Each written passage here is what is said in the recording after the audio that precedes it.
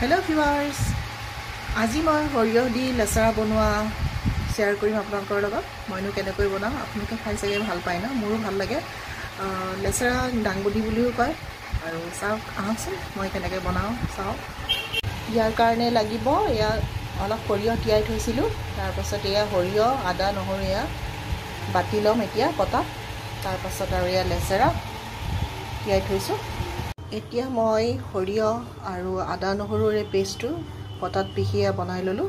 তাৰপাছত এয়া লাগিব কেঁচা জলকীয়া দুটা এয়া ফালি লৈছোঁ, আন্দাজমতে নিমখ আৰু হালধি, আৰু এয়া এইখিনি ধুই লোৱা হৈছে ডাংবডি বা লেচেৰা যিটোৱে কয় আৰু আপোনালোকে।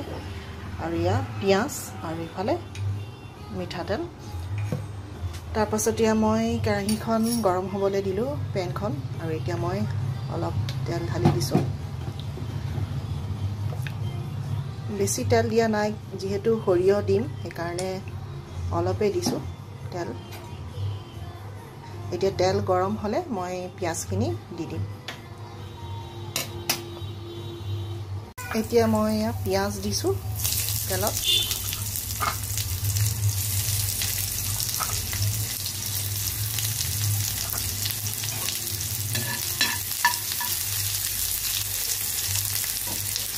এতিয়া অলপ নিমখ দিছোঁ, এয়া অকণমান দিছোঁ।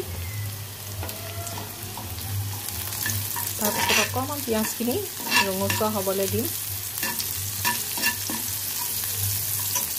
এতিয়া মই হালধি দিম, পিঁয়াজখিনি যিহেতু অকণমান ৰঙচুৱা হৈছে, হালধি আন্দাজমতে দিলেই হ'ল। আৰু লৰাই দিছোঁ অলপ। পিঁয়াজখিনি সিজাৰ পাছত মই সৰিয়হ, আদা, নহৰু এই পেষ্টটো দি দিম ইয়াত। অলপ এয়া পানী দি দিছোঁ, যিহেতু পিঁয়াজখিনি অলপ লাগি ধৰাৰ নিচিনা হৈছিলে, সেইকাৰণে অকণমান পানী দি দিছোঁ।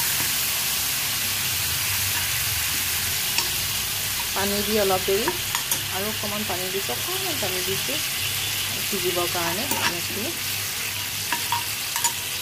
এতিয়া মই এয়া সৰিয়হখিনি দি দিম, বটা সৰিয়হ, আদা নহৰুৰ পেষ্ট একেলগেই পিহি থৈছিলোঁ, এয়া দি দিছোঁ।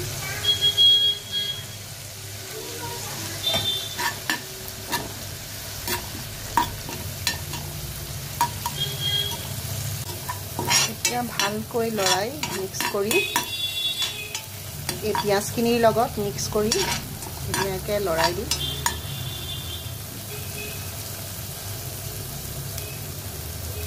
তাৰপাছত অকণমান দেৰি ৰাখি অকণমান পানী দি দিম। এতিয়া মই অলপ পানী দি দিম।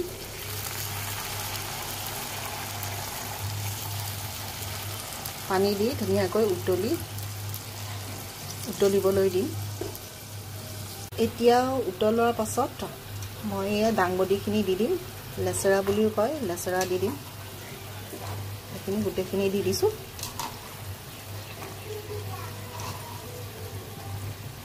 গোটেইখিনি দিয়াৰ পাছত এয়া লেচেৰা এতিয়া অকণমান লৰাই দিছোঁ, লৰাই উতলি আছে, লৰাই গেছটো এতিয়া অকণমান চিমত দি দিম। ঢাকনখন মাৰি দিছিলোঁ অলপ সময়ৰ কাৰণে, চাওঁচোন এতিয়া কি হৈছে।